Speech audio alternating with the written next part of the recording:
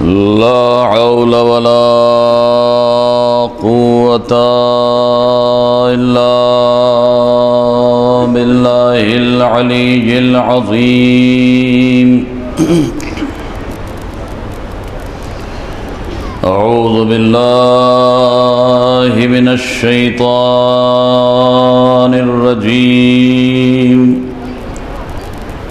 بسم الله الرحمن الرحيم.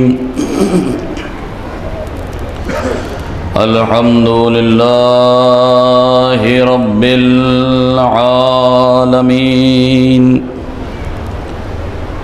والعاقبة لأهل التقوى واليقين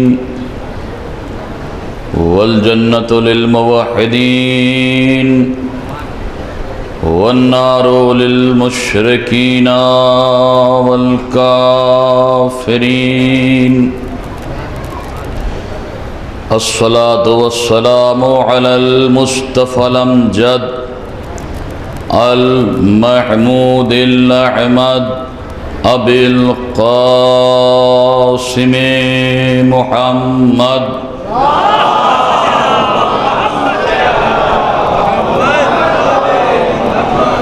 وعلى أهل بيته الطيبين الطاهرين المعصومين المظلومين ولعنة الدائمة على أعدائهم ومنكر فضائلهم وغاصبي حقوقهم أجمعين من يومنا هذا إلى قيام يوم الدين. أما بعد فقد قال الله تبارك وتعالى في كتابه المبين وهو أصدق الصادقين وقوله الحق. بسم الله الرحمن الرحيم. قل لا أسألكم عليه أجرا إلا المودة في القربى. صلوات پڑھیں.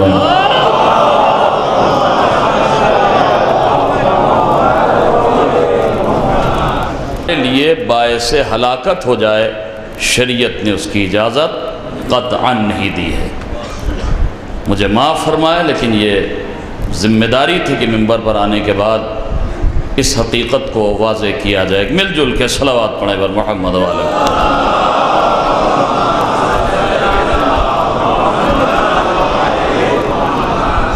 سورہ مبارکہ دہر کی جس آیہ کریمہ کو میں نے سنام بیان قرار دیا ہے، اللہ نے سیدھا راستہ دکھا دیا ہے، راستے کی ہدایت کر دی ہے. اب اس کے بعد اللہ نے مکمل اختیار انسان کے ہاتھ میں دے دیا ہے. اما شاکروں و اما کفورا. انسان شکر اختیار کرے، اللہ کا شاکر بندہ بن جائے، یا کفر اختیار کرے، انکار کرے اور کافر ہو جائے. مکمل اختیار اللہ نے انسان کے ہاتھ میں دے دیا ہے. اور اب میرے عزیزو آپ غور فرمائیں کہ آج ہم جس زمانے میں سانس لے رہے ہیں، جس دور میں زندگی گزار رہے ہیں، یہ دور سائنسی ترقیوں کا دور ہے. انسان دن دونی رات چوگنی ترقی کر رہا ہے. علمی میدان میں انسان مسلسل آگے بڑھ رہا ہے. چاند پر انسان کے قدم پہنچ چکے ہیں. مریخ پر کمندیں ڈال رہا انسان.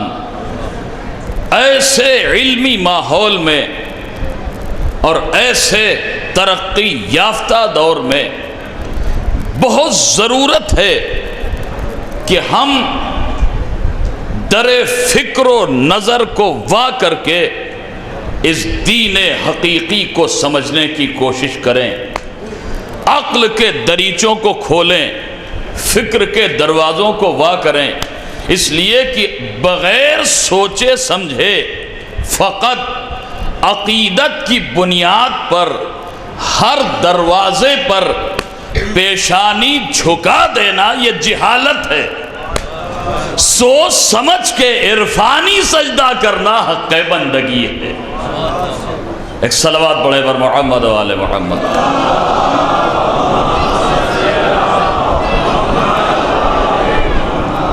تو عزیزو، اللہ نے سیدھا راستہ دکھا دیا اور اس نے ہمیں بے سہارا بھی نہیں چھوڑا۔ ہر دور میں اس نے ہماری ہدایت کا مکمل انتظام کیا۔ سلسلہ نبوت جناب آدم سے شروع ہوا، ہمارے نبی کریم تک پہنچا، سلسلہ نبوت ختم ہوا تو سلسلہ امامت شروع ہوا، جو بحمد اللہ آج بھی جاری اور ساری ہے۔ اور میرے عزیزو، ہمیں فخر کرنا چاہیے، ہم دنیا کی وہ خوش نصیب ترین قوم ہیں کہ جنہیں اللہ نے ایسے ہادی عطا کیے ہیں کہ جن کا پوری کائنات میں کوئی جواب نہیں ہے۔ ایسے رہبر ہمیں اللہ نے دیے ہیں کہ جن کا پوری کائنات میں کوئی جواب نہیں ہے۔ ہمیں فخر کرنا چاہیے اپنی تقدیر پر۔ عزیزو، اللہ نے ہمیں ایسے ہادیوں کا سلسلہ عطا کیا ہے، اور عجیب و غریب خدا کی قسم اس نے انتظام کیا۔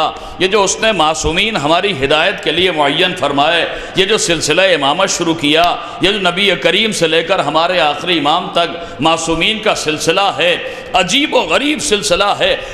چونکہ پیغام اس کا ہے اور آنا ہم تک ہے، درمیان میں یہ رسول و آل رسول کی ذوات مقدسہ ہیں، لہذا اس نے عجیب انتظام کیا۔ ان کی خلقت کو بھی اللہ نے ہم سے الگ رکھا ہے۔ دیکھیے، ہماری خلقت مادے سے ہے، ان کی خلقت نور سے ہے۔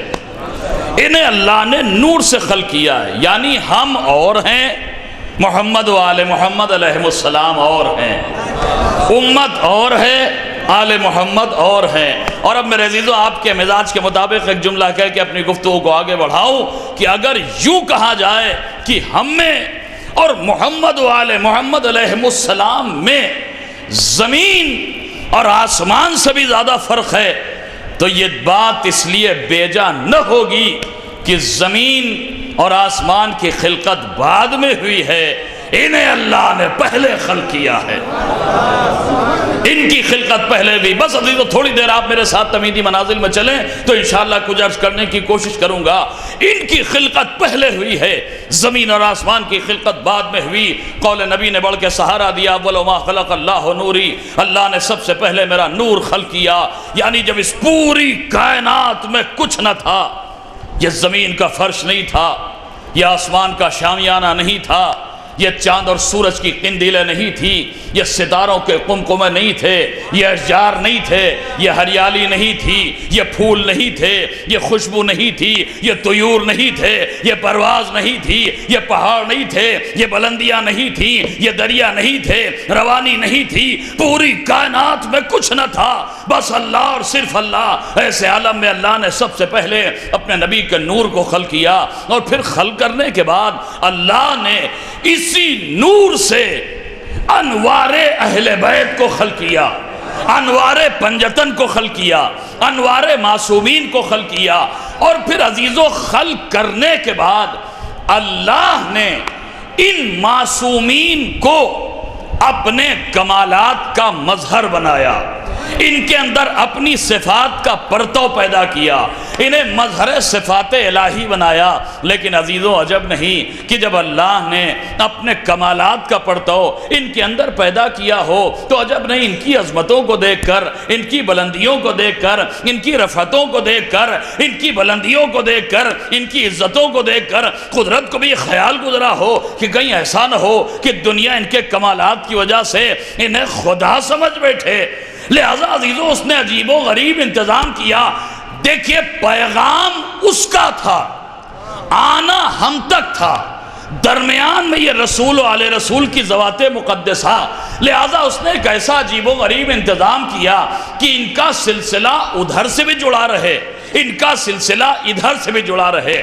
عزیزوں، اس نے خلق کیا انہیں نور سے، لیکن نور سے خلق کرنے کے بعد جسم دیا ہمارے جیسا، پیکر دیا ہمارے جیسا، اعضاء و جوارے دیے ہمارے جیسے، احساسات دیے ہمارے جیسے، جذبات دیے ہمارے جیسے۔ یہ دوہرا انتظام اسی لیے تھا تاکہ ان کا سلسلہ ادھر سے بھی جڑا رہے، ادھر سے بھی جڑا رہے، اس لیے کہ پیغام اس کا تھا، آنا ہم تک تھا، درمیان میں محمد و آل محمد کی ذوات مقدسہ تھی، وہ اس نے عجیب و غریب انتظام کیا، خلق کیا نور سے، لیکن پیکر دیا ہمارے جیسا۔ یہ انتظام اسی لیے تھا تاکہ ان کا سلسلہ ادھر سے بھی جڑا رہے، ادھر سے بھی جڑا رہے۔ بھائی جسم اس لیے دیا تاکہ ہم سے قریب رہ سکے، نور سے اس لیے خلق کیا تاکہ اس سے قریب رہ سکے۔ صلوات پڑھیں بر محمد و آل محمد۔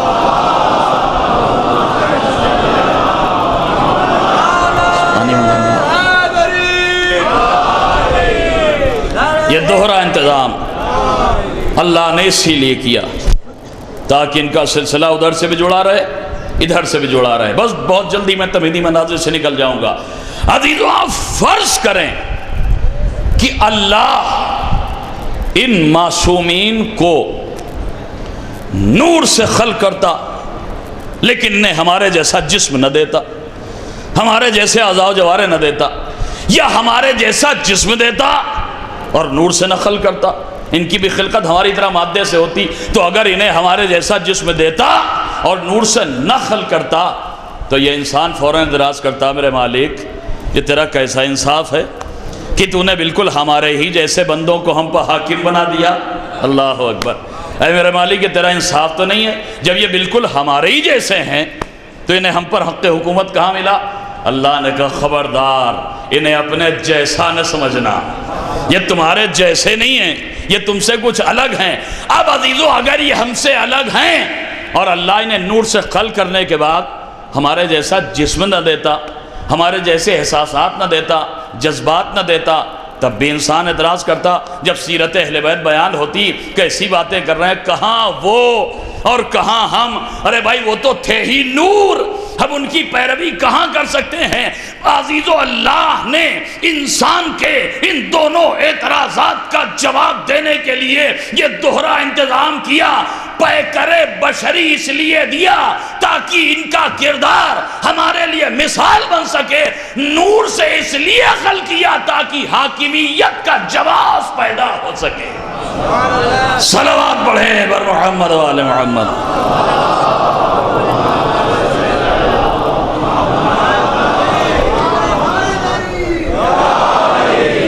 ورنہ عزیزوں، اگر اللہ انہیں نور سے نہ خلق کرتا اور ہمارے جیسا جسم دیتا تو انسان کہتا انہیں حکومت کا حق نہیں، اور اگر نور سے خلق کرتا لیکن ہمارے جیسا جسم نہ دیتا تب بھی انسان اعتراض کرتا، صاحب کیسی باتیں کر رہے ہیں، کہاں اہل بیت اور کہاں ہم ان کی پیروی کہاں کر سکتے ہیں؟ اور عزیزوں، اتنا انتظام ہونے کے باوجود آج بھی کبھی کبھی علمی بے بصیرتی کی بنیاد پر اس طرح کی باتیں ہونے لگتی ہیں۔ جب سیرت اہل بیت بیان ہوتی ہے، جب کردار اہل بیت بیان ہوتا ہے تو دنیا حیرت سے کہتی صاحب کیسی باتیں کر رہے ہیں، کہاں وہ اور کہاں ہم؟ عزیزو، عجیب و غریب منزل ہے، جب پیروی کی بات آتی ہے تو دنیا حیرت سے کہتی صاحب کہاں وہ اور کہاں ہم، لیکن جب جنت کی بات آتی ہے تو ہم سب کا دعویٰ ہوتا ہے جہاں وہ، اللہ اکبر، وہاں ہم۔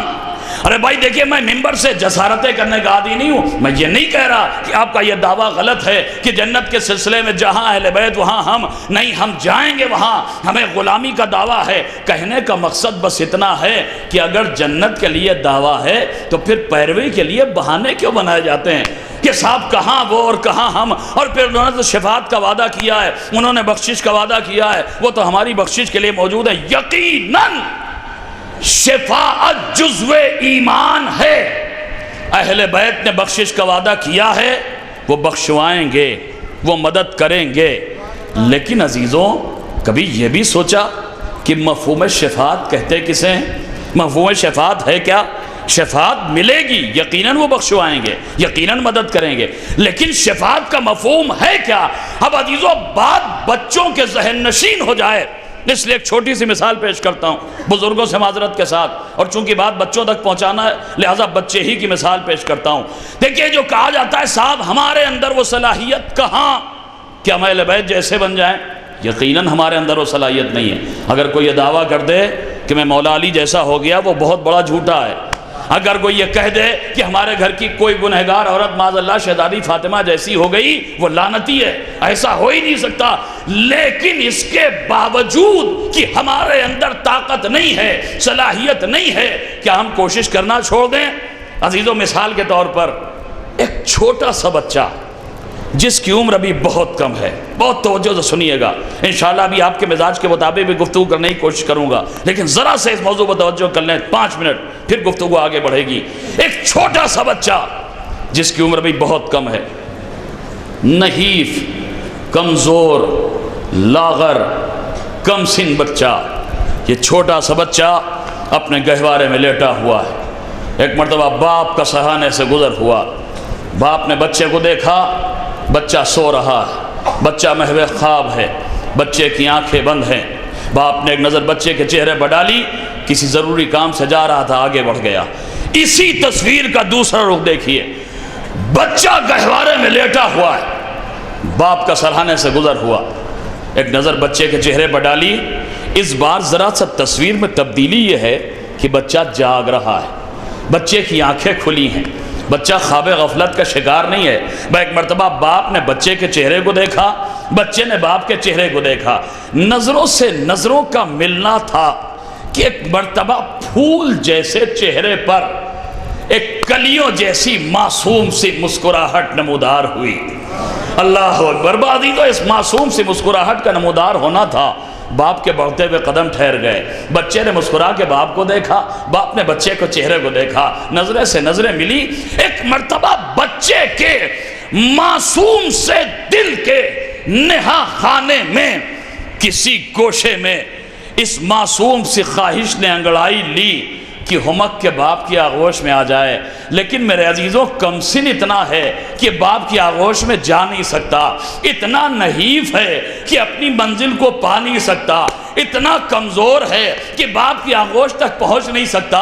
دل میں یہ خواہش کروٹیں لے رہی ہے کہ باپ کی آغوش میں چلا جائے، باپ کی گودی میں چلا جائے۔ اب بچہ کرے کیا؟ طاقت ہے نہیں، صلاحیت ہے نہیں۔ اسے ذہن میں رکھیے گا کہ ہم کہتے ہیں ہمارے اندر وہ طاقت کہاں جو ہم اہل بیت جیسے بن جائیں، یقیناً طاقت نہیں ہے۔ یہ کمزور اور نحیف و لاغر بچہ، طاقت نہیں ہے، قوت نہیں ہے، صلاحیت نہیں ہے، باپ کی آغوش میں جانا چاہ رہا ہے۔ وہ ایک مرتبہ جب خواہش زیادہ بڑھی، اس ننھے سے بچے نے اپنے وجود کی ساری توانائیوں کو سمیٹ کر ایک مرتبہ ہمک کے یہ خواہش ظاہر کرنا شروع کی کہ میں آپ کی آغوش میں آنا چاہتا ہوں۔ باپ نے بچے کی یہ معصوم ادا دیکھی، ایک مرتبہ محبت پدری نے جوش مارا، جلدی سے آگے بڑھا، آگے بڑھ کے اپنے مضبوط بازوؤں کا سہارا دیا۔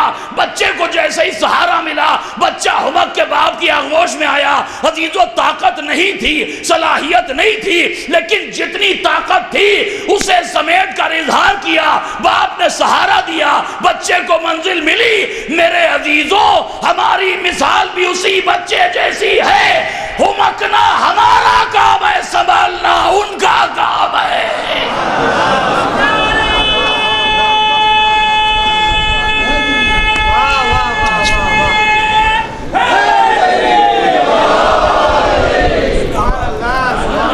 بلند ترین صلوات بھی پڑھے حضرت محمد والا۔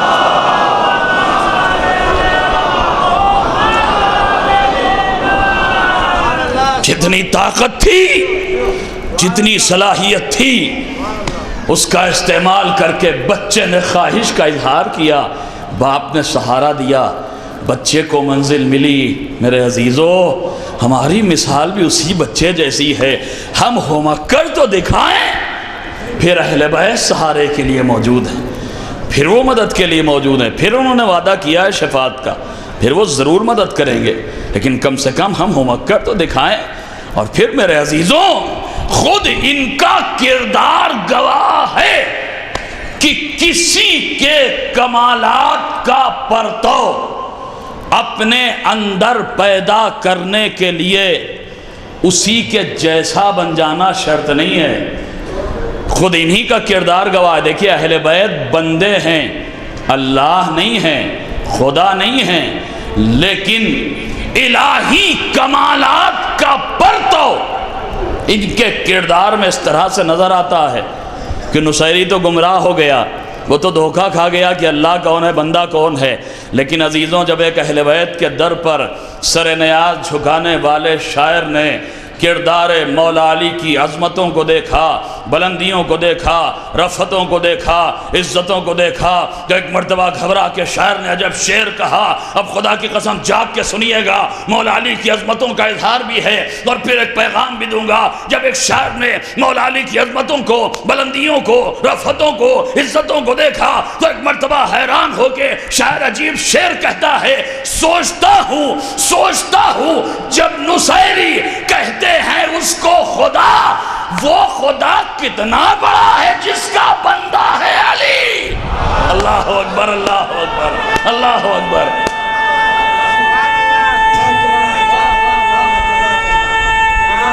بلند آواز سے، بلند آواز سے، بلند آواز سے۔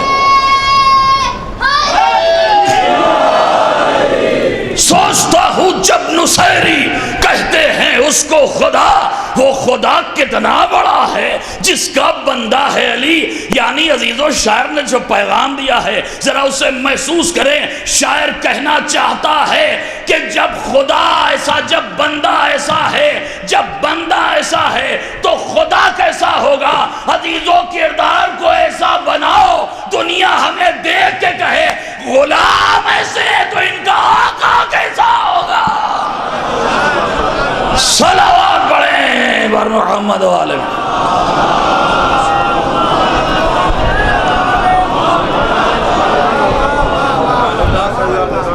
بلند آواز سے صلوات بھی پڑھیں مت محمد و آلہ۔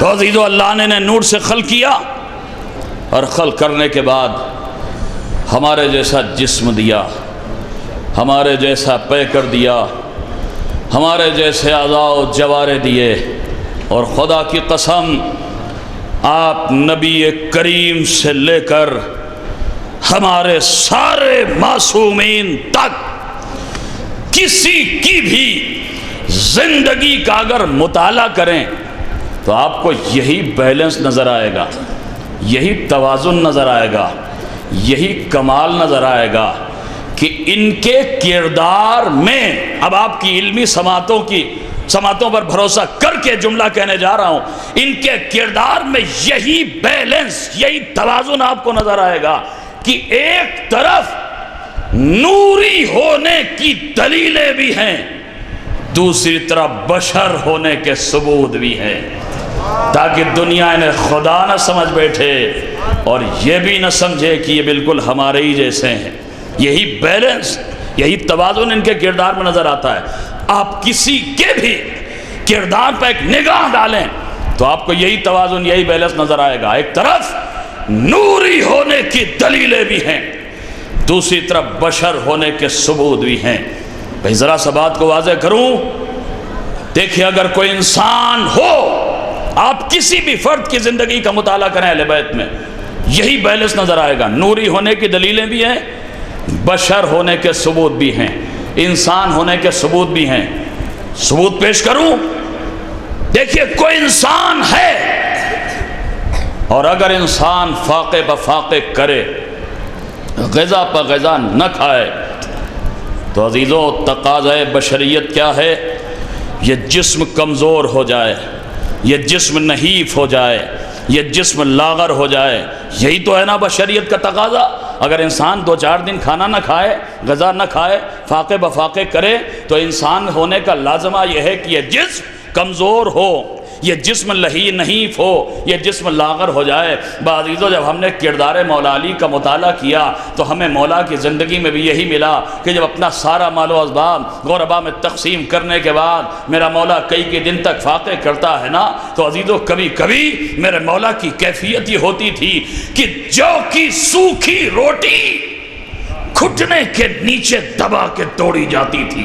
اللہ اکبر، کبھی کبھی جسم کی حالت یہ ہو جاتی تھی جب کئی دن میرا مولا فاقے بفاقے کرتا تھا تو عالم یہ ہوتا تھا کہ جو کی سوکھی روٹی گھٹنے کے نیچے دبا کے توڑی جاتی تھی، لیکن قدرت نے مسکرا کے کہا ان کی اس کیفیت کو نورانیت کی کمزوری نہ سمجھنا، یہ تقاضۂ بشریت ہے کہ اگر فاقے بفاقے ہو، غذا بغذا نہ کھائیں تو جسم کی حالت یہ ہو جائے کہ جو کی سوکھی روٹی گھٹنے کے نیچے دبا کے توڑی جائے، لیکن اسے نورانیت کی کمزوری نہ سمجھنا، اس لیے کہ جب مظاہرہ نورانیت ہوتا ہے انہی ہاتھوں کی 2 انگلیاں ہوتی ہیں، دروازے خیبر ہوا کرتا ہے۔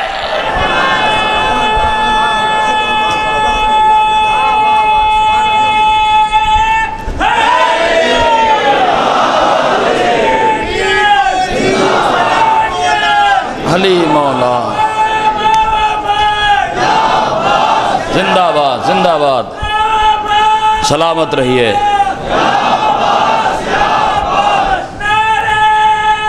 بلند آواز سے، آخری آدمی تک بلند آواز سے بلند ترین صلوات بھی پڑھ دے عظمت محمد و آلہ محمد۔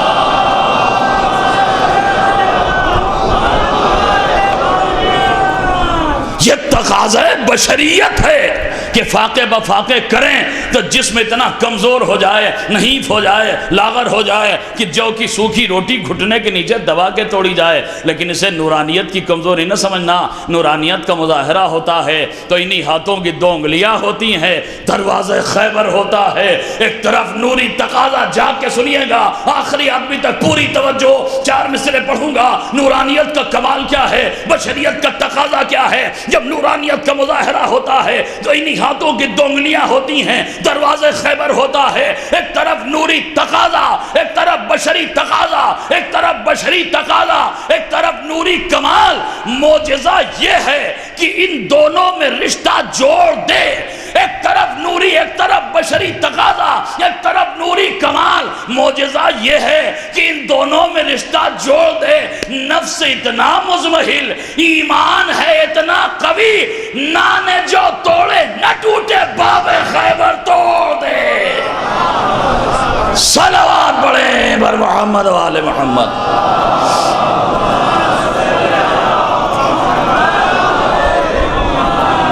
نفس اتنا مزمحل، ایمان ہے اتنا قوی، نانے جو توڑے نہ ٹوٹے، باب خیبر توڑ دے۔ ان کی زندگی میں یہی کمال، یہی بیلنس نظر آتا ہے۔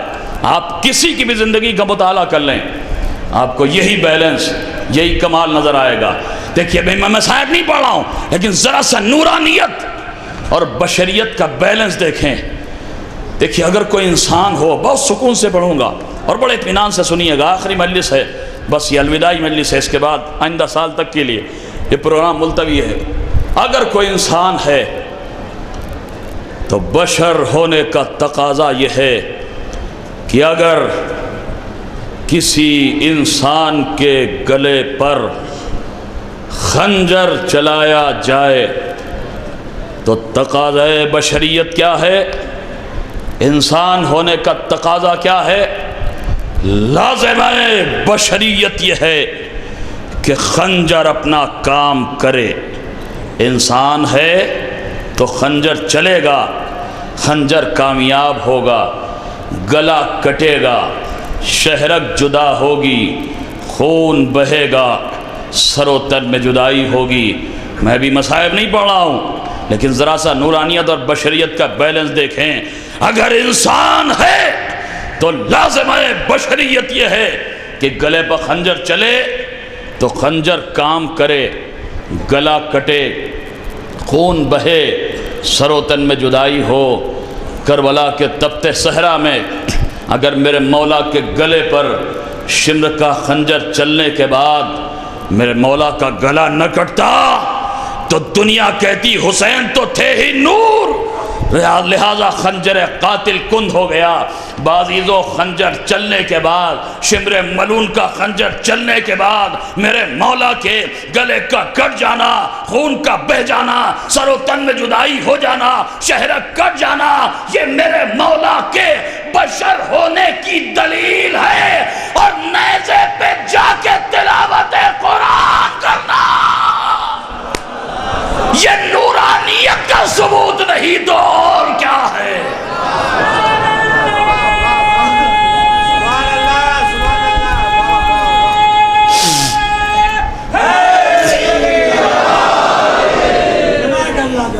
بلند آواز سے صلوات بڑھے عظمت محمد۔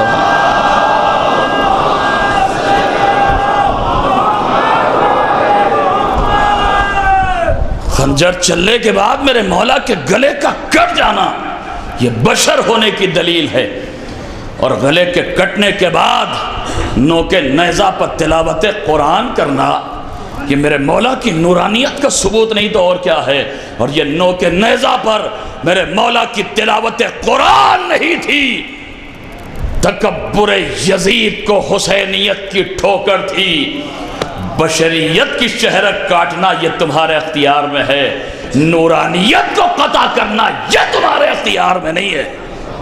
تم نورانیت کو نہیں جدا کر سکتے ہو، تم بشر ہو، بشریت کی شہرک کاٹ دو، لیکن ہم نوک نیزہ پر تلاوت قرآن کر کے بتائیں گے فتح تمہاری نہیں ہے، فتح ہماری ہوئی۔ اور عزیزو خدا کی قسم یہ نوک نیزہ پر میرے مولا کی تلاوت قرآن نہیں ہے، نہ جانے کتنے رازہائے سربستہ سے میرے مولا نے پردہ اٹھا دیا۔ اگر میرا مولا نوک نیزہ پر تلاوت قرآن نہ کرتا تو بعض مسائل حل نہ ہوتے۔ دیکھیں پہلا مسئلہ جو میرے مولا نے نوک نیزہ پر تلاوت قرآن کر کے حل کیا وہ یہ کہ بعد کربلا اب کوئی یہ شک نہیں کر سکتا کہ قرآن کلام خدا نہیں ہے۔ کیوں؟ اس لیے کہ اگر کسی انسان کی شہرک کٹ جائے، گلا کٹ جائے، لیکن زبان میں قوت گویائی باقی رہے تو عزیزوں یہ انسان کی عام زندگی کی حالت تو نہیں ہے نا، یہ خدا کی دیوی مخصوص طاقت ہی تو ہے۔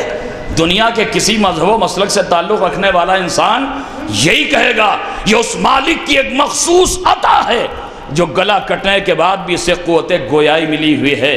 تو عزیزوں میرا مولا اگر نوک نیزہ پر تلاوت قرآن کر رہا ہے تو یہ طاقت دینے والا کون ہے؟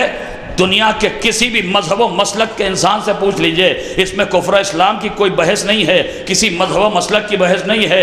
ہر انسان یہ حیرتناک منظر دیکھ کے کہے گا ہاں یقیناً یہ اسی مالک کی عطا ہے، اسی خالق کی عطا ہے۔ تو جب یہ طے ہے کہ عطا پروردگار ہے جو میرا مولا نوک نیزہ سے قرآن پڑھ رہا ہے، تو پھر یہ کیسے ممکن ہے کہ قوت گویائی تو اللہ عطا کرے اور جو کلام جاری ہو وہ غیر خدا کا کلام ہو؟ پھر یہ تو ممکن ہی نہیں ہے، اس لیے کہ جب طاقت وہ دے رہا ہے تو کلام بھی اسی کا زبان پر جاری ہوگا۔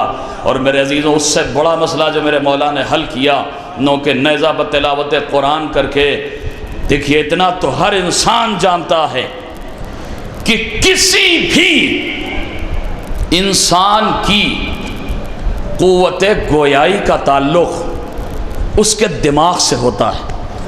دماغ جتنا توانا ہوتا ہے انسان اتنی ہی بامانی گفتگو کرتا ہے، لیکن اگر کسی کا دماغ ڈسٹرب ہو جائے، کوئی مینٹلی ڈسٹرب ہو جائے تو نتیجہ کیا ہوتا ہے؟ کامحمل بکنے لگتا ہے، اول فول زبان پہ آنے لگتا ہے، بے معنی گفتگو ہوتی ہے۔ یعنی دماغ کی توانائی جتنی زیادہ ہوتی ہے انسان اتنے ہی بامانی کلمات زبان پر جاری کرتا ہے۔ یعنی قوت گویائی کا تعلق دماغ کی توانائی سے ہوتا ہے۔ بعضیزو اگر کسی کی شہرک کٹ جائے، گلا کٹ جائے، خون بہ جائے، سر و تن میں جدائی ہو جائے اور قوت گویائی کا عالم یہ ہو کہ کٹے ہوئے سر سے تلاوت قرآن کرے تو ماننا پڑے گا کہ اتنی زبردست قوت گویائی رکھنے والا دماغ کے اعتبار سے کتنا توانا ہے کہ گلا کٹ گیا، لیکن دماغ کی توانائی یہ ہے کہ زبان پر قرآن کی تلاوت ہے۔ میرا مولا کربلا میں وارث رسول بن کے آیا ہے، نبی کا جز بن کے آیا ہے، انا من الحسین کا مصداق بن کے آیا ہے۔ بھائی اس حدیث رسول کے بعد، انا من الحسین کا مصداق بن کے آنے کے بعد، میرے مولا کا نیزے سے تلاوت قرآن کرنا اس بات کی دلیل ہے جس کے وارث کا دماغ اتنا توانا ہو کہ گلا کٹ جائے، دماغ متاثر نہ ہو، اسی کا نانا ہلکے سے ہدیہ بخار میں ہدیان کہنے لگے۔ صلوات پڑھیں بر محمد و آل محمد۔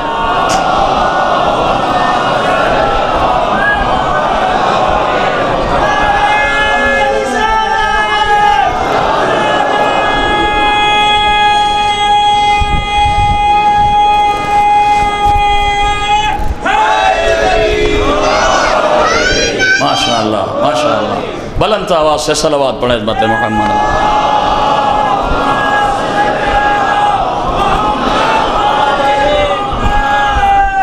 عزیزو، ان کی زندگی کا یہی کمال ہے کہ جہاں ایک طرف نوری ہونے کی دلیلیں ہیں، وہیں بشر ہونے کے ثبوت بھی ہیں۔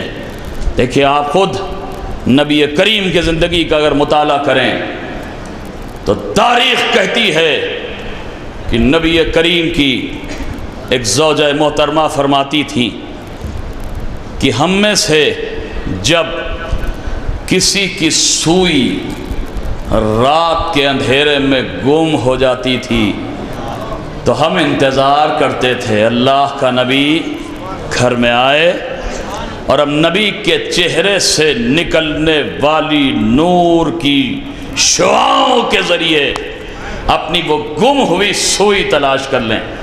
اب آپ انصاف سے بتائیں کتنا نوری چہرہ رہا ہوگا نبی کریم کا۔ ارے بھائی آج جیسے یہ سی ایف ایل، یہ لائٹ، یہ مرکری، یہ انتظام تو تھا نہیں اس دور میں، اور اس دور میں جس چہرے سے نکلنے والی نور کی شعاؤں کے ذریعے سوئی تلاش کر لی جائے، وہ کتنا زبردست نوری چہرہ رہا ہوگا نبی کریم کا۔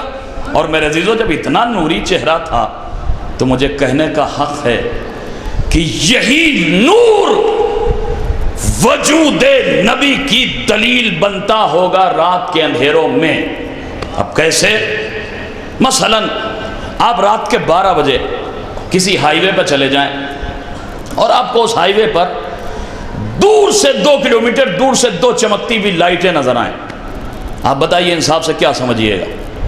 یہی سمجھیے گا نا کوئی گاڑی ہے چلی آ رہی ہے۔ اگر 2 کلومیٹر دور سے آپ کو 2 چھوٹی چھوٹی لائٹیں دکھائی دیں تو آپ یہی تو کہیے گا نا یہ ہاں کوئی گاڑی ہے جو چلی آ رہی ہے۔ کیسے سمجھ لیا آپ نے گاڑی کی سیٹ دیکھی کا نہیں، گاڑی کی باڈی دیکھی کا نہیں، ڈرائیور دیکھا کا نہیں، گاڑی کے پہیے دیکھے، ویل دیکھے کا نہیں، کچھ نہیں دیکھا، لیکن یہ چمکتی ہوئی لائٹیں بتا رہی ہیں کہ کوئی گاڑی ہے جو چلی آ رہی ہے۔ بعضیزو، جب نبی کریم کے چہرے میں اتنا نور تھا کہ جس کے سہارے سے رات کے اندھیرے میں سوئی تلاش کر لی جائے تو شاید یہی نور، شاید نہیں بلکہ یقینی طور پر یہی نور وجود نبی کی دلیل بنتا ہوگا۔ جہاں دور سے چمکتا ہوا وہ نور نظر آیا، دنیا سمجھ گئی ہاں وہاں نبی موجود ہیں، ہاں یہاں نبی موجود ہیں، ہاں ادھر نبی موجود ہیں، ہاں اس راستے پر نبی ہیں۔ یعنی نور باہر، نبی باہر تو نور باہر، نبی گھر میں تو نور گھر میں، نبی پہاڑ پر تو نور پہاڑ پر، نبی غار میں تو نور غار میں، نبی میدان میں تو نور میدان میں، نبی گلیوں میں تو نور گلیوں میں، نبی اپنے بیت الشرف میں تو نور بیت الشرف میں۔ جملہ کہوں نبی بستر پر۔ اللہ اکبر، اللہ اکبر۔ پتہ نہیں آپ کا ذہن پہنچ رہا ہے نہیں، ذرا سا بیدار ہو کے سنیے۔ ارے بھائی جہاں نبی وہاں نور، اس کا مطلب جہاں نور وہاں نبی، تو نبی گھر میں نور گھر میں، نبی بستر پر تو نور بستر پر۔ حیرت اس پر نہیں ہے کہ چہرے نبی میں اتنا نور کیسے تھا، حیرت تو اس پر ہے کہ شب ہجرت رات بھر بستر نبی کے سرہانے کھڑے ہوئے کافر میرے مولا کو نبی کیسے سمجھتے رہے۔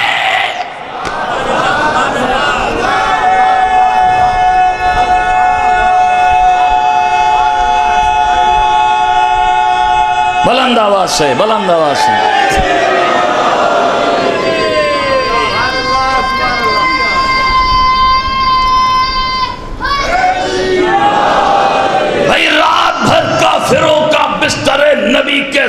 سامنے کھڑے ہو کر میرے مولا کو نبی سمجھنا دلیل ہے۔ جیسا نوری چہرہ نبی تھا ویسا ہی نوری چہرہ علی تھا۔ صلوات پڑھے بر محمد و آل محمد۔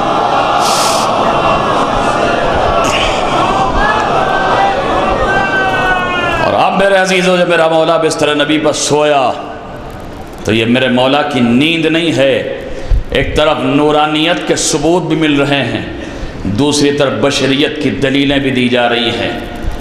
بستر پر سو جانا نصیریوں کے لیے لمحہ فکریہ ہے۔ گمراہوں آؤ دیکھو، اللہ کبھی سویا نہیں کرتا، اللہ کو کبھی نیند نہیں آتی، ورنہ شاید اگر شب ہجرت کا واقعہ نہ ہوتا تو نصیریوں کے لیے یہ بھی دلیل مل جاتی کہ چونکہ میرا مولا ہمیشہ رات بھر جاگنے کا عادی تھا۔ دیکھو کہ میں نہ کہتا دے رب ہے اللہ کو نیند نہیں آتی، یہ بھی نہیں سوتے، لیکن سو کے بتایا میں بشر ہوں، میں انسان ہوں۔ اور پھر سوئے تو اس طرح کہ پوری رات دنیا نبی سمجھتی رہی۔ یہ دنیا کا رات بھر علی کو نبی سمجھنا، اگر نبی نوری ہے تو پھر میرے مولا کے بھی نوری ہونے کی دلیل ہے یا نہیں؟ اور عزیزوں اگر دنیا کچھ نہ مانے تو پھر آخری راستہ بچتا ہے، سلام کرو ابو طالب کی اس مقدس تربیت پر کہ جس نے شیب ابی طالب میں 3 سال تک برابر علی کو بستر نبی پر سلا کے نبی بننے کا اتنا عادی بنا دیا تھا کہ کافر رات بھر میرے مولا کو نبی سمجھتا رہا۔ پھر سلام کرو جناب ابو طالب کی اس تربیت پر جس نے نبی کی شبیہ بننے کا اتنا عادی بنا دیا تھا میرے مولا کو، کہ دنیا رات بھر میرے مولا کو نبی سمجھتی رہی۔ اور خدا کی قسم یہی تو کمال ہے ان کا کہ ہم اور ہیں یہ اور ہیں۔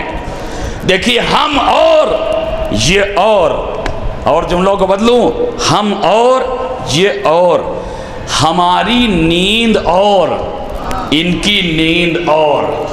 اللہ اکبر۔ بھائی ہم سوئیں تو بے خبر، یہ سوئیں تو باخبر۔ ہم سوئیں تو کاروبار دنیا معطل ہو جائے، یہ سوئیں تو کاروبار نقطۂ کمال پر پہنچ جائے۔ اللہ اکبر۔ بھائی ہم بستر پر سوتے ہیں تو کاروبار معطل ہو جاتا ہے۔ مثلا میں اپنے بستر پر سو رہا تھا، ایک صاحب آئے، 10 لاکھ کی گڈی میں نے تکیے کے نیچے رکھی اور صبح کو کہنے لگے صاحب آپ کی فلاں پراپرٹی میری ہو گئی۔ میں نے کہا یہ کیسے ہو گیا بھائی؟ کہہ رہے آپ سو رہے تھے، میں 10 لاکھ روپیہ آپ کے تکیے کے نیچے رکھ کے چلا گیا، آپ کی فلاں پراپرٹی، وہ زمین، وہ پلاٹ، وہ سب میرا ہو گیا۔ میں نے کہا بھائی یہ تو کوئی معاملہ نہ ہوا، اس لیے کہ معاملے کی شرط یہ ہوتی ہے کہ فریقین جاگ رہے ہوں۔ لیکن عزیزوں یہ مجبوری ہمارے ساتھ ہے، ہم اور ہیں یہ اور ہیں، ہماری نیند اور ان کی نیند اور۔ ہم سوئیں تو بے خبر، یہ سوئیں تو باخبر۔ ہم سوئیں تو کاروبار دنیا معطل ہو جائے، یہ سوئیں تو کاروبار نقطۂ کمال پر پہنچ جائے۔ بھائی میرا مولا بستر پر سو بھی رہا ہے، کاروبار نقطۂ کمال پر پہنچ رہا ہے، دکان رضا کھلی ہوئی ہے، نفس بیچا جا رہا ہے، مرضی خریدی جا رہی ہے۔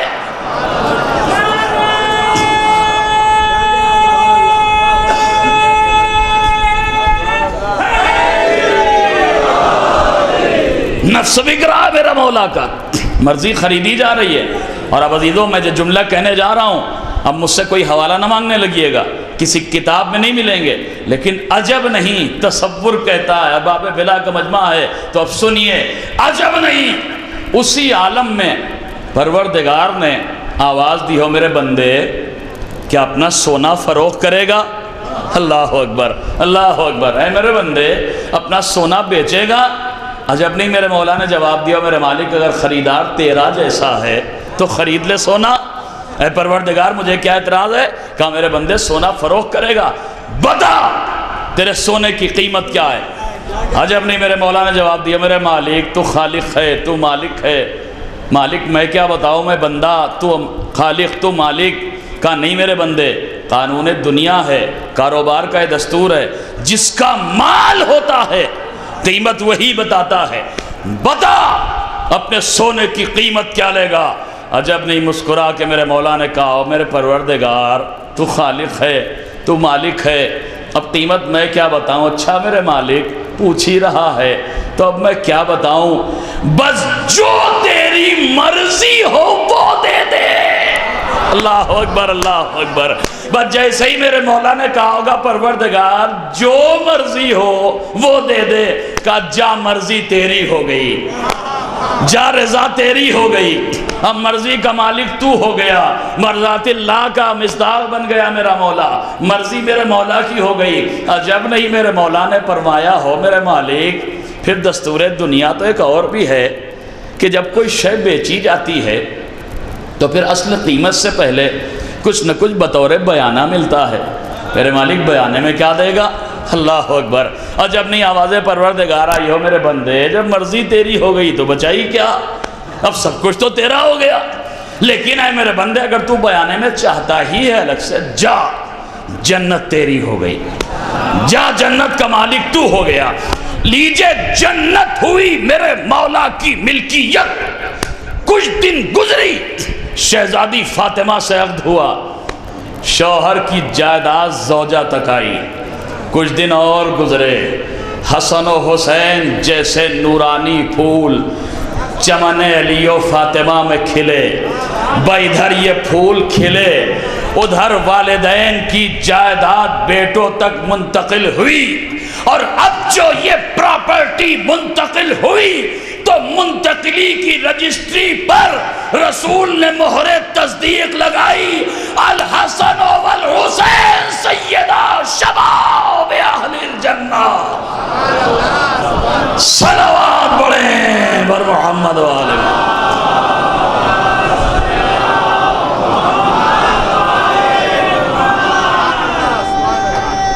بلند آواز سے صلوات بھی پڑھیں بلند آواز سے بر محمد والے۔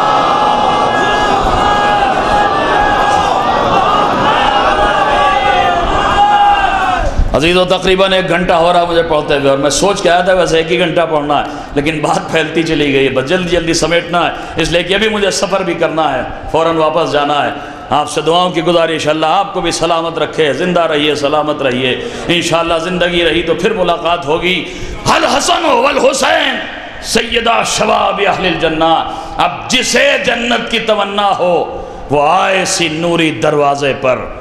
بس عزیزو ختم کر رہا ہوں گفتگو، یہی وہ گھر ہے، یہی وہ در ہے، جنت ملے گی تو اسی در پر، ایمان ملے گا تو اسی در پر، دین ملے گا تو اسی در پر۔ اس در کو چھوڑ دیا تو نہ جنت ملے گی، نہ دین ملے گا، نہ ایمان۔ اب عزیزو جنت تو طے ہو گئی اسی در پر۔ جلدی جلدی ذرا دین اور ایمان کی دلیلیں بھی دے دوں اور بعد ربط مصائب تک۔ ایمان ملے گا تو اسی در پر، دین ملے گا تو اسی در پر۔ دلیل کیا ہے؟ دیکھیں ایمان اسی در پہ ہے، ثبوت لینا ہے، الٹی اوراق تاریخ، تاریخ اسلام کی ایک مشہور جنگ جسے دنیا جنگ خندق کے نام سے جانتی ہے۔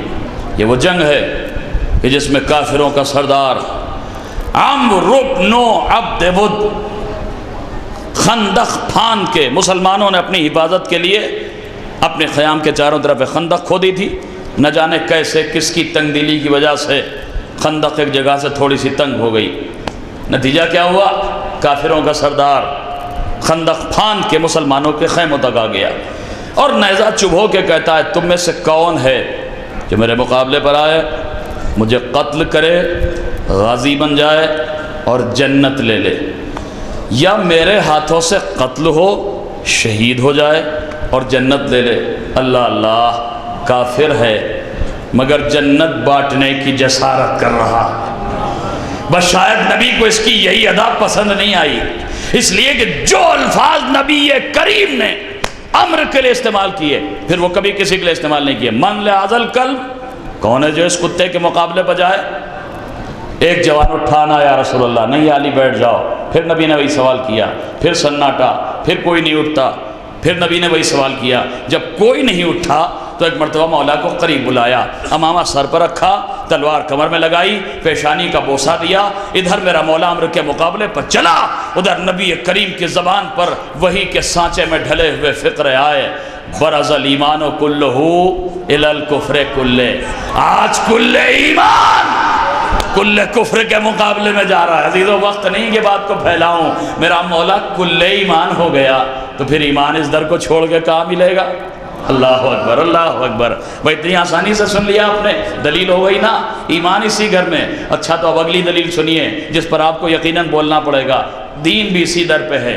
کیسے؟ دیکھیے آج سے سینکڑوں سال پہلے، آپ کی سرزمین سے بہت زیادہ دوری نہیں ہے، اجمیر کی سرزمین سے خواجہ اجمیری نے آواز دی، اللہ اکبر، اللہ اکبر۔ بھائی ذہن میں آ گئی نا ربائی؟ سب کو یاد ہے، زبانی پڑھنے کی ضرورت نہیں ہے۔ دی است حسین، دی پناہ است حسین، حسین دین بھی ہے، دین کی پناہ بھی ہے۔ لیکن عزیزوں بھی بات مکمل نہیں ہوئی، اس لیے کہ مسلمانوں کا ایک بہت بڑا طبقہ ہے جو کبھی در خواجہ پر سر نیاز خم نہیں کرتا، خواجہ کو اہمیت نہیں دیتا۔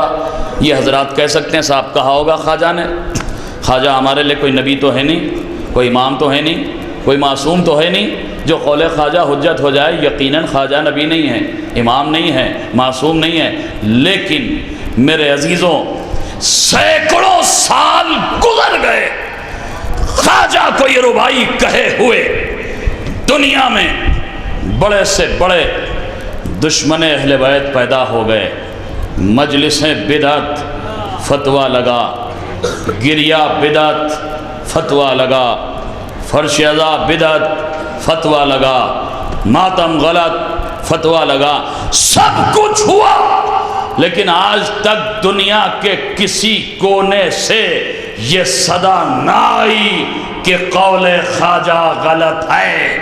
اللہ اکبر، اللہ اکبر، اللہ اکبر۔ بعزیزوں سینکڑوں سال تک دنیا کا خاموشی سے یہ ربائی سننا دلیل ہے، جانے انجانے میں سب کو اقرار ہے کہ قول خواجہ صحیح ہے۔ اور اب اگر کوئی سربراہ اٹھ کے کہہ بھی دے کہ صاحب غلط ہے تو اب اس لیے بات نہیں مانی جائے گی کہ سینکڑوں سال تک کہاں سوتے رہے، جو اب کہہ رہے ہو قول خواجہ غلط ہے۔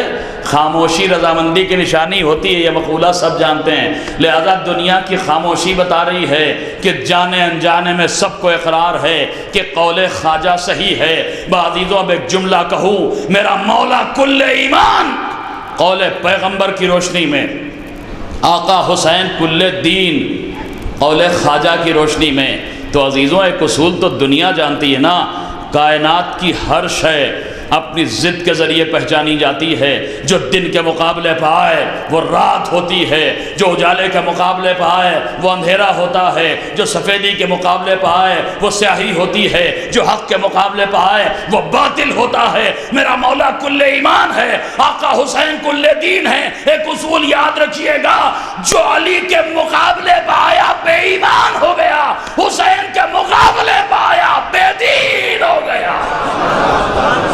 صلوات پڑھیں بر محمد و آل محمد۔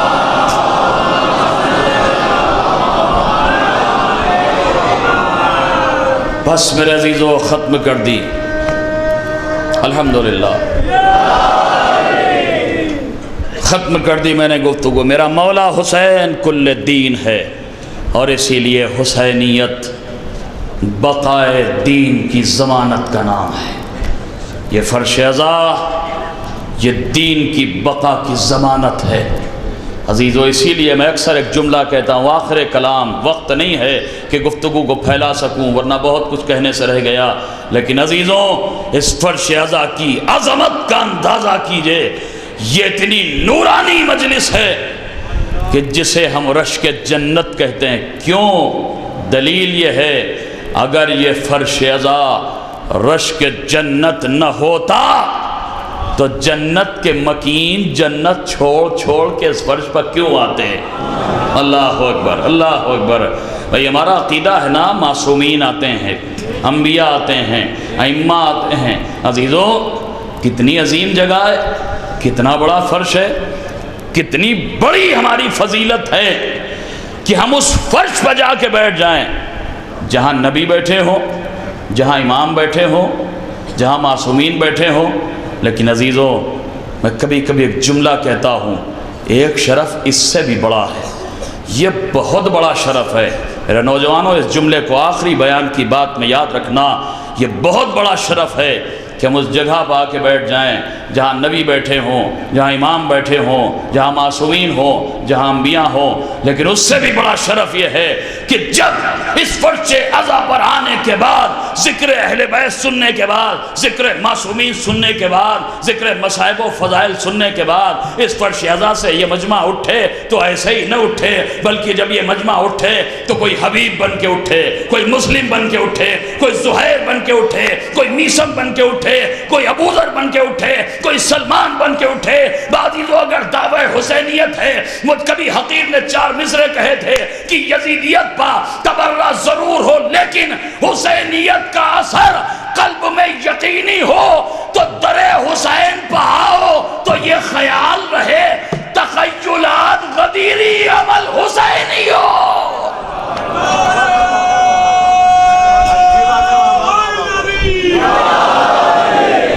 اس فرش عزا پر آؤ تو پھر فکر بدلنے کے لیے آؤ، رفتار بدلنے کے لیے آؤ، تخیلات بدلنے کے لیے آؤ۔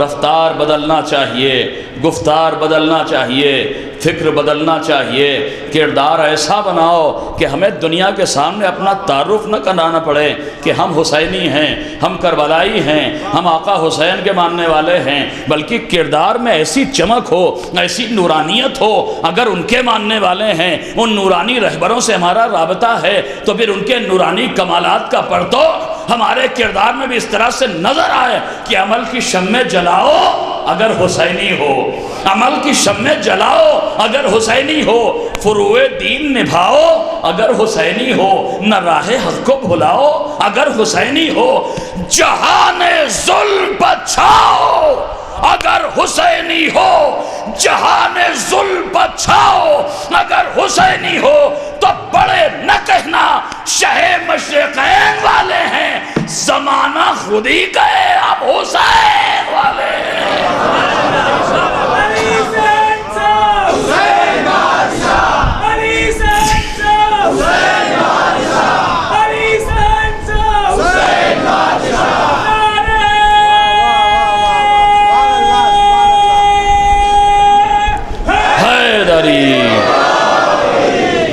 بس عزیزو، بسم اللہ۔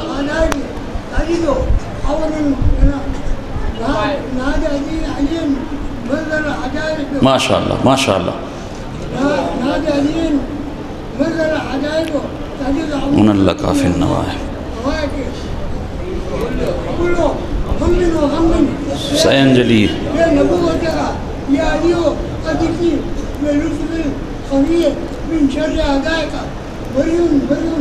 اللہ سمجھی وعلیک مددی وعلیک مرتبدی حقیقت کا نعبدو وإياك نستعين كعبد الخالص عقيد یا علی و ذکی یا علی و ذکی۔ ماشاء اللہ، اللہ سلامت رکھے، عمر نو عطا کرے۔ بلند آواز سے ان بزرگ کی سلامتی کے لیے صلوات پڑھیں۔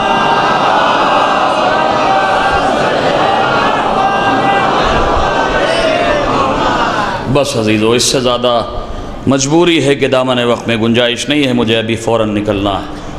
حسینیت بقائے دین کی ضمانت ہے۔ یہی تو یزید کو غلط فہمی ہو گئی تھی، وہ ملون یہ سمجھ رہا تھا اسلام لاوارث ہو گیا، اسلام کا کوئی نگہبان نہیں رہا، اسلام کا کوئی وارث نہیں رہا۔ مدینے سے نبی کے نواسے نے آواز دی، میرے نانا کے دین مت گھبرا اسلام، تیرا وارث حسین زندہ ہے، میرے نانا کے دین حسین تجھے مٹنے نہیں دے گا۔ یزید سمجھتا ہے تو لاوارث ہو گیا، نہیں اسلام، حسین زندہ ہے، ابھی حسین تیرا وارث ہے۔ اے میرے نانا کے دین، تیری تاریخ محو نہیں ہوگی، تیرا ذکر زمانے سے مٹے گا نہیں، اسلام تیری تاریخ لکھی جائے گی۔ اے اسلام، تیری تاریخ لکھنے کے لیے قلم کی ضرورت پڑے گی، حسین قلم بھی دے گا۔ آ میرے نانا کے دین، میرے در پہ آ، وارث اسلام حسین زندہ ہے۔ اے اسلام، تیری تاریخ لکھنے کے لیے قلم کی ضرورت پڑے گی، حسین قلم دے گا۔ آ مجھ سے قلم لے جا، قلم چاہیے حسین دے گا، جا۔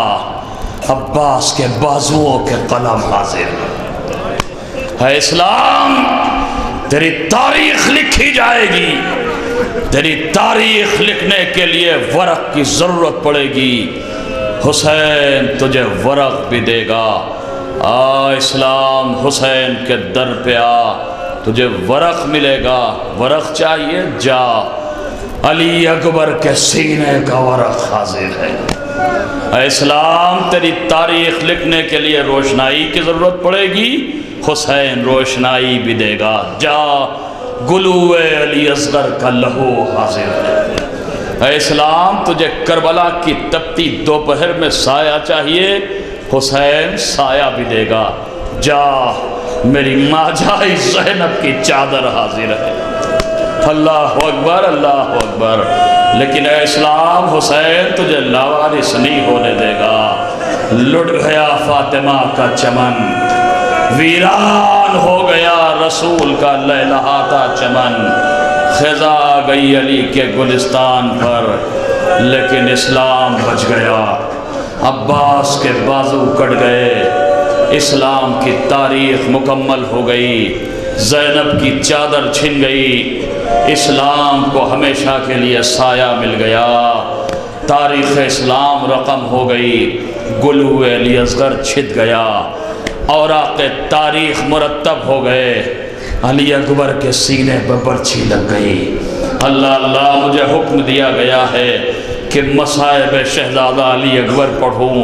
اللہ اللہ، میں کہاں سے وہ طاقت لاؤں جو حسین کے جوان کے مصائب پڑھ سکوں؟ وہ ہم شبیہ پیغمبر کہ جب کبھی میرے مولا کو نانا کے دیدار کا اشتیاق ہوتا تھا نا، میرا مولا اپنے لال کے چہرے پر نظر کر لیتا تھا۔ اللہ اللہ، ہم شبیہ پیغمبر، عزیزو تفصیل نہیں پڑھ سکتا۔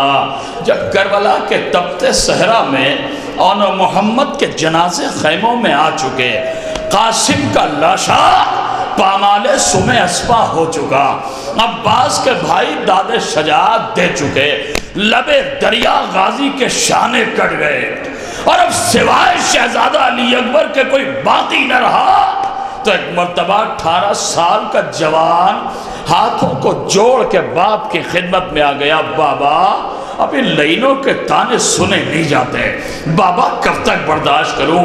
اللہ اللہ، جب جملہ کہا میرے ماں، میرے مولا نے، میرے لال، تو میرے نانا کی شبیہ ہے۔ اے میرے لال، جب نانا کی زیارت کا اشتیاق ہوتا تھا، تیرے چہرے پر نظر کر لیتا تھا۔ اللہ اللہ اکبر، منتیں کر رہے ہیں۔ بعضیزوں، میں نے ایک روایت میں پڑھا، ایک مرتبہ میرا مولا کہتا، اچھا اکبر، جا اکبر، میدان میں جانا چاہتا ہے، جا، تجھ پر مجھ سے زیادہ تیرے اس پھوپھی کا حق ہے جس نے تجھے 18 سال پالا ہے، جا اکبر، زینب سے اجازت لے لے۔ بعضیزوں، اکبر خیمے میں آئے، چند جملے پڑھوں گا، تفصیلی مسائل نہیں پڑھ سکتا۔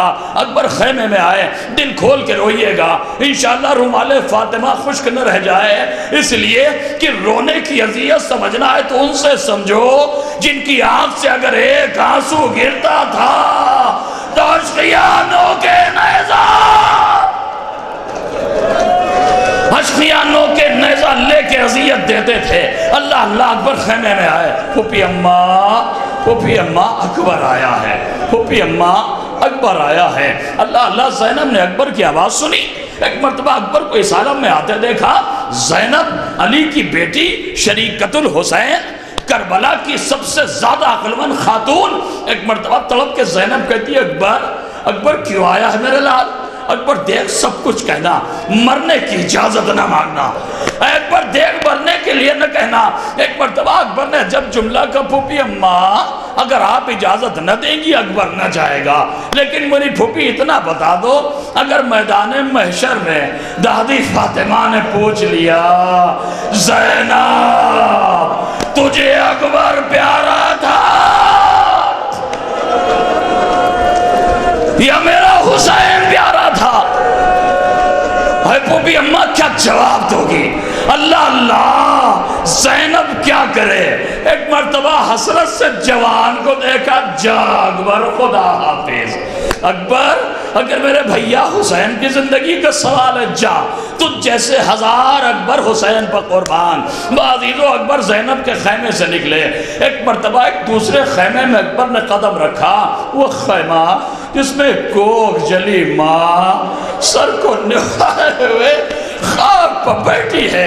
ایک مرتبہ اکبر دھیرے دھیرے ماں کے قریب پہنچے، اماں اکبر آیا ہے، اماں اکبر کچھ کہنا چاہتا ہے۔ لیلا نے ایک مرتبہ نظریں اٹھا کے اشک بھرے ہوئے چہرے سے اکبر کی طرف دیکھا، نہیں اکبر تجھے کچھ کہنے کی ضرورت نہیں ہے، اکبر میں نے تیری اور شہزادی زینب کی گفتگو سن لی ہے، ارے جب شہزادی نے اجازت دے دی تو کنیز کی کیا مجال جو تجھے روک سکے، جا اکبر زینب کی اجازت مل گئی، تو جا میدان میں جا، لیکن میرے لال بس چند لمحوں کے لیے ٹھہر جا۔ اے میرے لال اکبر دل بھر کے تیرے چہرے کو دیکھ لوں، اس لیے کہ اب اس کے بعد یہ چہرہ دیکھنا کبھی نصیب نہ ہوگا۔ آؤ میرے لال میری آغوش میں لیٹ جا۔ ایک مرتبہ اکبر ماں کی آغوش میں لیٹ گئے۔ اماں ایک وصیت ہے اکبر کی، اماں اگر ہو سکے تو میری شہادت کے بعد اپنی چادر کا کفن دے دینا۔ اللہ اللہ لیلا جب جملہ کہتی میرے لال بس اتنی دعا کر دے تیرے بعد لیلا کی چادر سلامت رہے۔ حضرکم اللہ مجھے نہیں پتا بیٹا ماں سے کیسے رخصت ہوا، ارے ماں نے کیسے بیٹے کو آخری بار الوداع کہا۔ 18 سال کا جوان کوکھ جلی ماں در خیمہ کو پکڑ کے حسرت سے دیکھ رہی ہے۔ جوان لال چلا، اکبر گھوڑے پر سوار ہوئے، اکبر چلے، بعدی تو ابھی کچھ دور گھوڑا چلا تھا۔ ایک مرتبہ اکبر کے کانوں میں جب آواز آئی، اللہ اللہ سینے پہ اولاد کا دل رکھنے والوں ذرا کلیجہ تھام کے سننا، اکبر کے کانوں میں جب آواز آئی جیسے کوئی پیچھے پیچھے دوڑتا ہوا چلا رہا ہے۔ اللہ اللہ اس سے پہلے کہ اکبر مڑ کے دیکھتے ایک عجب آواز آئی جیسے دوڑتے دوڑتے کوئی ٹھوکر کھا کے گرا۔ اب جو اکبر نے گھوڑے سے اتر کے دیکھا بوڑھا باپ کمر کو پکڑے ہوئے، اکبر بابا کی خدمت میں آئے، بابا ارے آپ نے تو مجھے رخصت کر دیا تھا، عجب درد میں ڈوب کے میرے مولا نے جملہ کہا، میرے لال ارے کاش تو صاحب اولاد ہوتا تو میرے لال تجھے پتہ چلتا اولاد کا درد کیا ہوتا ہے۔ اے اکبر حسین تجھے روکنے نہیں آیا، جا اکبر جا، خدا حافظ جا اکبر۔ بس اکبر اتنی التجا ہے جب تک سامنے رہنا مڑ مڑ کے دیکھتے رہنا۔ اکبر پھر گھوڑے پر سوار ہوئے، جب تک سامنے رہے مڑ مڑ کے دیکھتے رہے۔ ایک مرتبہ ہاشمی چاند شامی گھٹاؤں میں ڈوب گیا۔ اکبر نے جنگ شروع کی، ارے میں پوری جنگ نہیں پڑھ سکتا، قیامت کی جنگ کی۔ ایک مرتبہ فوج میں مشورہ شروع ہوا، عباس پر اس وقت تک قابو حاصل نہیں ہوا جب تک دھوکے سے وار نہ کیا۔ شیر کا بھتیجا بھی شیر ہوتا ہے، دھوکے سے وار کرو ورنہ اکبر پر قابو نہ ملے گا۔ ایک شقی نیزہ لے کے ایک درخت کی آڑ میں کھڑا ہو گیا، جوان حملہ کرتا ہوا آگے بڑھا، وہ ادھر اس درخت کے پاس سے علی اکبر کا گزر ہوا، شقی نے نیزہ مارا علی اکبر کا سینہ، برچی کا بل سینہ اکبر میں۔ ایک مرتبہ شقی نے برچی کو جھٹکا دیا، اکبر گھوڑے سے زمین پائے، شقی نے آگے بڑھ کے چاہا برچی کو نکال لیں، لیکن جوان کی مضبوط ہڈیوں میں برچی الجھ گئی۔